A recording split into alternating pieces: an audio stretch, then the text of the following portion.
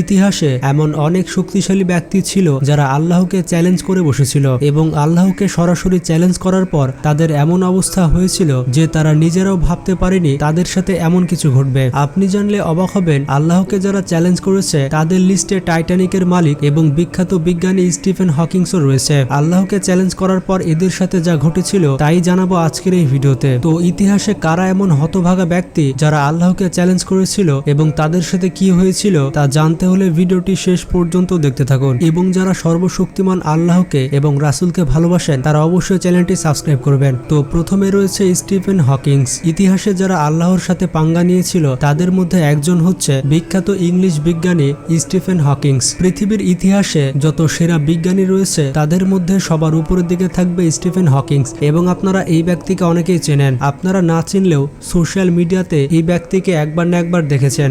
এই বিখ্যাত বিজ্ঞানী আল্লাহকে সরাসরি চ্যালেঞ্জ করেছিল। তিনি একটি কনফারেন্সে সবার সামনে বলেছিলেন যে এই পৃথিবীতে কোনো খোদা নেই এবং এই পৃথিবী কেউ সৃষ্টি করেনি। এমনকি এই বিজ্ঞানী আল্লাহর বিরুদ্ধে একটি বইও লিখেছে এবং সেই বইয়ের নাম ছিল bring answer to big question. তিনি তার এই বই লিখেছেন যে তার মতো যারা পঙ্গু হয়ে জন্মেছে এটা সৃষ্টিকর্তার কোনো পরীক্ষা নয় আর না সৃষ্টিকর্তার কোনো শাস্তি। এরকম তারা প্রাকৃতিকভাবে জন্মগ্রহণ করেছেন এবং তার মতে মানুষের ভাগ্য কেউ লেখে না, মানুষ নিজের মতো করেই চলে। তাছাড়া তার মতে মানুষের কোনো পরবর্তী জীবন নেই, এই জীবনই মানুষের শেষ জীবন। মানুষকে কখনোই পরকালের জীবনের মুখোমুখি হতে হবে না। তাছাড়া আল্লাহ সুবহানাহু ওয়া তাআলা জান্নাতের যে ওয়াদা দিয়েছেন, জান্নাত জাহান্নাম বলে কোনো কিছুই নেই। তো আপনি বুঝতেই পারছেন স্টিফেন হকিংস কত বড় একজন নাস্তিক। তিনি তো আল্লাহকে বিশ্বাসই করে না, এর পাশাপাশি আল্লাহর বিরুদ্ধে কথা বলতে থাকে। তো যেই দিন স্টিফেন হকিংস আল্লাহর বিরুদ্ধে কথাবার্তা বলেছিল তার পরের দিনই সে মারা গিয়েছিল।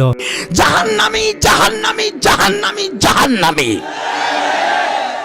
তারপরের দিন সকালে দেখা যায় যে তার চেয়ারে সে মরে পড়ে আছে। আল্লাহ তাকে পৃথিবীতে শাস্তি দিয়েছে তাও তার জ্ঞান খুলেনি। মৃত্যুর পরে সে বুঝতে পারবে যে পরকাল আছে কিনা। তো এরপরে রয়েছে থমাস অ্যান্ড্রিউ। পৃথিবীতে যারা আল্লাহকে চ্যালেঞ্জ করেছে এবং ধ্বংস হয়েছে তাদের লিস্টে রয়েছে থমাস অ্যান্ড্রিউ। এই ব্যক্তি হচ্ছে একজন ব্রিটিশ বিজনেসম্যান এবং শিপ বিল্ডার। এই ব্যক্তি বড় বড় জাহাজ ডিজাইন করত। ইনি হচ্ছে সেই ব্যক্তি যিনি পৃথিবীর সব থেকে বড় জাহাজ টাইটানিক ডিজাইন করেছিলেন। তিনি তার সময়ে পৃথিবীর সব থেকে সেরা শিপ ডিজাইনার ছিলেন। জাহাজ বানানোর তার এতটাই ট্যালেন্ট ছিল যে তার মধ্যে অনেক অহংকার ছিল। তিনি যখন টাইটানিক তৈরি করেছিলেন তখন তার নিজের প্রতি এতটাই বিশ্বাস ছিল যে তিনি দাবি করেন এই টাইটানিক জাহাজ কখনোই ডুববে না। এমনকি তিনি সবার সামনে বলেছিলেন তিনি এই জাহাজটি এমনভাবে ডিজাইন করেছিলেন যে আল্লাহ চাইলেও এই শিপকে ডুবাতে পারবে না। আমার তো এই কথা শুনে মেজাজ খারাপ হয়ে যাচ্ছে। কতটা পাগল হলে আল্লাহকে কেউ এভাবে চ্যালেঞ্জ করে। তো যাই হোক, যেমনটা আপনারা জানেন টাইটানিক তার প্রথম সফরেই ডুবে যায়। যখন টাইটানিক নর্থ আটলান্টিক মহাসাগর দিয়ে যাচ্ছিল তখন একটা আইসবার্গের সাথে ধাক্কা খেয়েছিল আর শুধুমাত্র একটি বরফের সাথে ধাক্কা খেয়েই টাইটানিকের অবস্থা খারাপ হয়ে যায়। এই জাহাজে তখন পৃথিবীর সব থেকে বড় বড় বিজনেসম্যান এবং পৃথিবীর গণ্যমান্য ব্যক্তিরা ছিলেন। এই সকল ব্যক্তিদের মধ্যে অ্যান্ড্রু নিজেও ছিলেন এবং আল্লাহ এই ব্যক্তিকে উচিত শিক্ষা দিলেন। শুধুমাত্র একটা বরফের সাথে ধাক্কা খেয়ে আস্তে আস্তে এই জাহাজটি সমুদ্রের নিচে তলিয়ে যায়। টাইটানিক জাহাজ কিভাবে সমুদ্রের নিচে তলিয়ে যায় সেটা আপনারা অনেক ভিডিওতে ডিটেলসে দেখেছেন। যখন টাইটানিক ডুবে যাচ্ছিল তখন সেই জাহাজের মধ্যে মোটামুটি 1500 জন যাত্রী ছিল। এই সকল যাত্রীদের মধ্যে অর্ধেকের বেশি যাত্রী টাইটানিকের সাথে সমুদ্রে ডুবে গিয়েছিল। এই বোকা ব্যক্তি আল্লাহকে চ্যালেঞ্জ করে অনেক বড় ভুল করেছিল। সে তো পানিতে ডুবলোই, তার জাহাজও ডুবলো এবং তার সাথীরাও পানিতে ডুবে গিয়েছিল। তো এখন বুঝতে পারছেন কেউ যদি আল্লাহর শক্তির সাথে চ্যালেঞ্জ করে তাহলে তার অবস্থা থমাসের মতোই হবে। তো যাই হোক, এরপরে রয়েছে সাদাত। ইতিহাসে যারা আল্লাহকে চ্যালেঞ্জ করেছিল এবং ধ্বংস হয়েছিল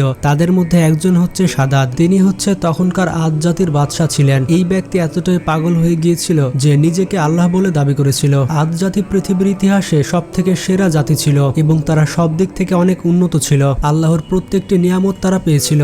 আল্লাহর এত নিয়ামত পাওয়ার পরেও তারা গাফেল হয়ে গিয়েছিল। আল্লাহ তাআলা এই জাতিকে বোঝানোর জন্য হযরত হুদ আলাইহিস সালামকে পাঠিয়েছিলেন। যখন হযরত হুদ আলাইহিস সালাম সাদাতকে আল্লাহর পথে ইনভাইট করেছিল তখন সে হুদ আলাইহিস সালামকে অনেক অপমান করেছিল। সাদাত তখন হযরত হুদ আলাইহিস সালামকে বলেছিল যে আমি যদি ইসলাম গ্রহণ করি তাহলে এর বদলে কি পাবো। হযরত হুদ আলাইহিস সালাম তখন তাকে বলেছিল যে তুমি এর বদলে জান্নাত পাবে। এরপর তিনি সাদাতকে জান্নাতের বর্ণনা দিতে শুরু করেন।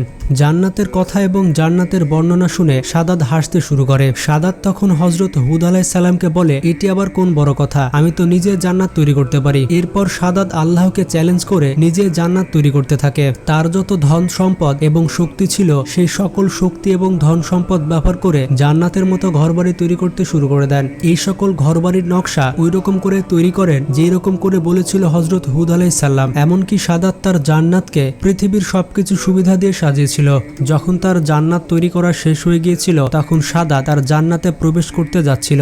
যখনই সে তার জান্নাতের দরজাতে প্রবেশ করতে যাচ্ছিল তখনই সেই দরজাতে মালাকুল মউত দাঁড়িয়েছিল। মৃত্যুর ফেরেশতাকে দেখার পর সাদাত অনেক ভয় পেয়ে গেছিল এবং মৃত্যুর ফেরেশতার কাছে মাপ চাইছিল এবং সাদাত মৃত্যুর ফেরেশতাকে বলছিল যে তাকে একবার সুযোগ দেওয়ার জন্য যাতে সে তার জান্নাতে প্রবেশ করতে পারে। কিন্তু আল্লাহ তার পরিণতি আগে থেকেই ঠিক করে রাখেন।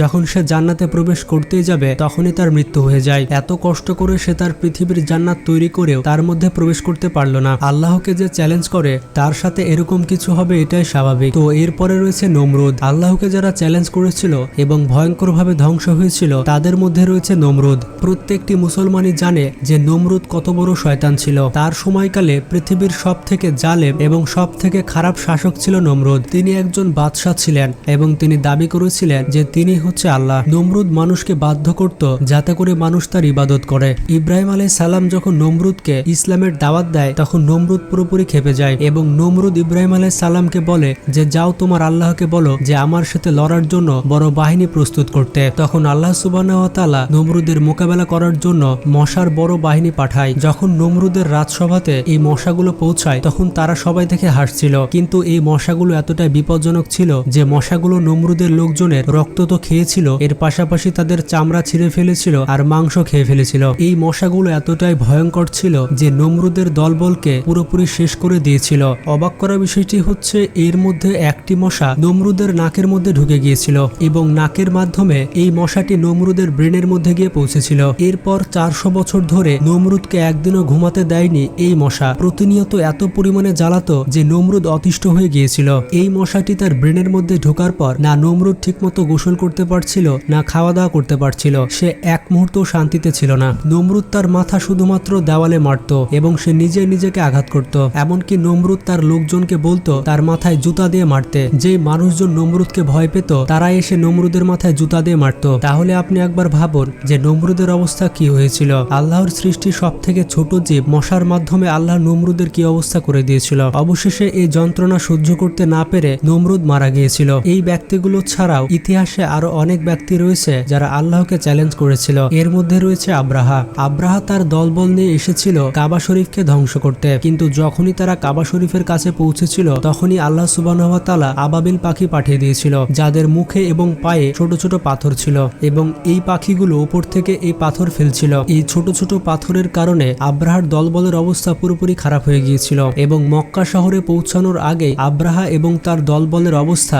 মাটির সাথে মিশে গিয়েছিল। তো মহান শক্তিশালী আল্লাহর সাথে চ্যালেঞ্জ করলে এমনটাই হবে। যে আল্লাহ সুবহানাহু ওয়া তাআলা আমাদের সৃষ্টি করেছেন তাকে মানুষ কিভাবে চ্যালেঞ্জ করতে পারে। তো আজকের ভিডিও এ পর্যন্তই। ভিডিওটি ভালো লাগলে বন্ধুদের সাথে শেয়ার করতে পারেন এবং যারা মুসলিম রয়েছেন তারা যতই ব্যস্ত থাকুন না কেন নামাজ পড়তে অবশ্যই ভুলবেন না, কারণ নামাজ হচ্ছে